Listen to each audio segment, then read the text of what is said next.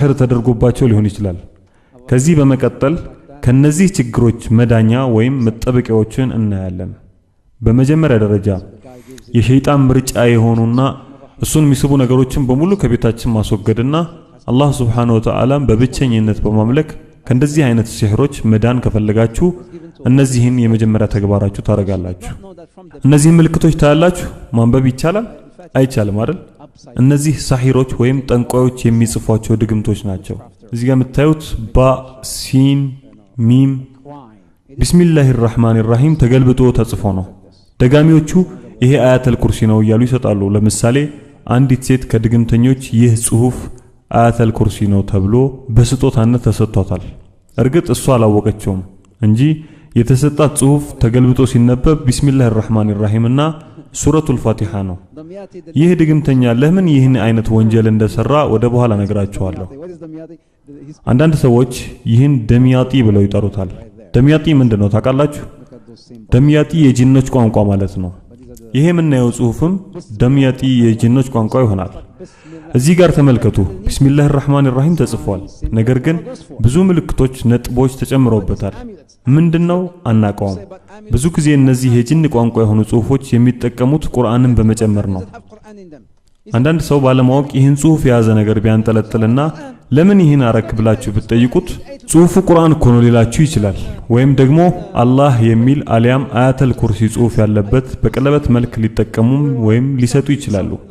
ሌላኛው ደግሞ በቆዳ የሚሰራና በአንገት ላይ የሚንጠለጠል ሆኖ በቆዳው ውስጥ የሚገኙ ጽሁፍ ፈጽሞ ሊገባቸው የማይችል የሸይጣን ቋንቋ ነው።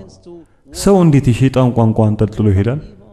ኢብኑ መስዑድ፣ ኢብኑ አባስ፣ ሁዘይፋ፣ አኽባብ ኢብኑ ዑመር፣ ኢብራሂም አልቀመር እነዚህ በሙሉ የኢልም አባቶች ሰሃቦችና ከሰሃቦች በኋላ የነበሩት ታቢዒ በዚህ ጉዳይ ላይ ያላቸው ምልከታና የተናገሩት ምንድነው? እነዚህ ነገሮች በአጠቃላይ ከፊል ቁርአን ከፊል የጂኒ ቋንቋ ቢሆንም ሙሉ በሙሉ የቁርአን ጽሁፍ ቢሆንም ማንጠልጠል በቀለበት መልክ አርጎ በማንኛውም መልኩ መጠቀም ክልክል ነው ብለዋል። ወንድሞቼና እህቶቼ ቁርአኑንም ቢሆን በምን እንደሚጽፉት ታውቃላችሁ? አላህ ይጠብቀን። ጽሁፉን በደም ነው የሚጽፉት። ቁርአኑንም የሚጽፉት በሰው ልጅ ደም ነው። አንድ በዜና የተላለፈ የአንድ ልጅ ገጠመኝ ላካፍላችሁ። እናቱ ጠንቋይ ወይም ሳሂር ነበረች። እናም ትሞታለች። ልጁ ምን ይላል? ልንቀብራት ሄደን ነበር፣ ነገር ግን መሬቱ ሊቆፈርልን አልቻለም። ለም መቆፈር የሚችል መሬት ነው፣ ግን ስንቆፍረው ፈጽሞ መቆፈር የማይችል ድንጋይ ደረቅ ይሆንብናል። ቦታ እየቀያየር ለመቆፈር ብዙ ብንደክምም ምንም ለውጥ ሊመጣ አልቻለም። በመጨረሻም ሳንቆፍር መሬት ላይ አስቀምጠን በአፈር ሸፍነን መሄድ እንደጀመርን ይላል። እናቴ ተውናት ቦታ ላይ አስክሬኗ በከፍተኛ እሳት ተቃጠለ። ይህ ልጅ ይህን ሲናገር በቴሌቪዥን ብታዩት ግማሽ ፊቱ በእሳት ተቃጥሏል። ያንን ጠባሳውን ለጋዜጠኛው ያሳየው ይሄ ጠባሳ ወደ እናቴ አስክሬን ሲቃጠል ዞሬ በማየቴ ነው፣ መዞር አልነበረብኝም ይለዋል። ያላህ ስራ። ከዚያም ጋዜጠኛው ምን አለው? እናትህ ከጥንቆላ በተጨማሪ ምን የምትሰራው ስራ ነበር ሲለው ልጁም በቁርአን ላይ ትጸዳዳ ነበር ብሎ መለሰ።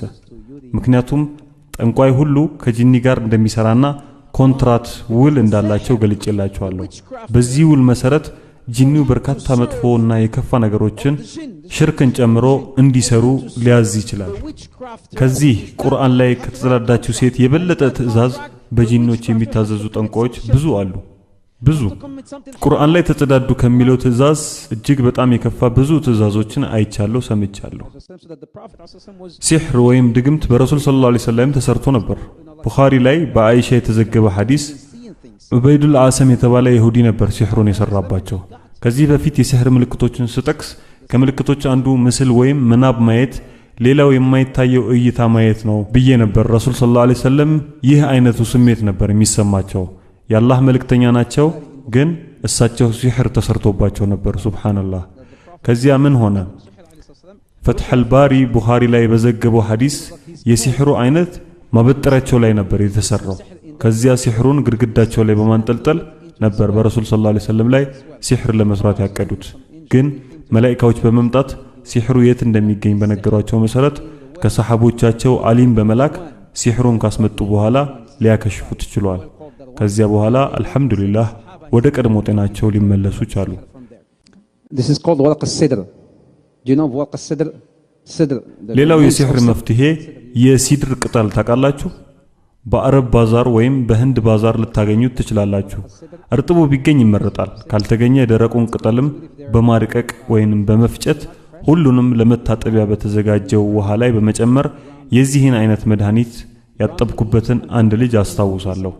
ይህን ቅጠል አድቅቄ ፈጭቼ የሚታጠብበት ውሃ ላይ ጨምሬ ወደ በኋላ የምጠቅስላችሁን የቁርአን አያዎች ውሃው ላይ ቀርቼ ይህን ሰው ሳጥበው ወላሂ በአይኔ ያየሁት ነው መነግራችሁ፣ በበጋና በዚያ ከፍተኛ ሙቀት በኃይል ይንቀጠቀጥ ነበር። ይህ ቁርአን በሲህር ላይ ያለውን ኃይል ያሳያል። ውሃውን ወደ አፋችሁ አስጠግታችሁ ቀጣዮቹን የቁርአን ምዕራፎች ታነባላችሁ። So you recite ayat